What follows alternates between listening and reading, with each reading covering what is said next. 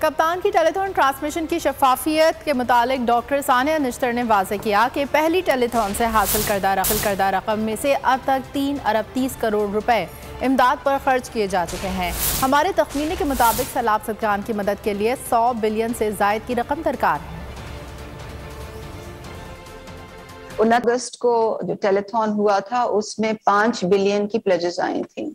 5 billion میں سے 3 billion 30 million پاک روپیز جو ہیں وہ اس وقت فلی ریئلائز ہو چکے ہیں۔ 1 بلین 92 ملین جو ہیں وہ انٹرنیشنل کلیکشن ہے اور 1 بلین 938 ملین جو ہے وہ ڈومیسٹک کلیکشن ہے، یعنی کہ پاکستان کے اندر سے آئے ہیں۔ اور اگر آپ کو ہماری یہ ویڈیو پسند آئی ہے تو لائک پر کلک کیجیے۔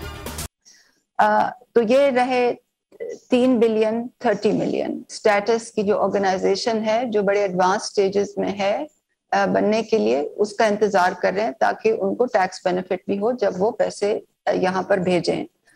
تو تقریباً 5 بلین کی جو پلیجز ہوئی تھیں ان سے زیادہ جو ہے ریئلائز ہو چکی ہیں۔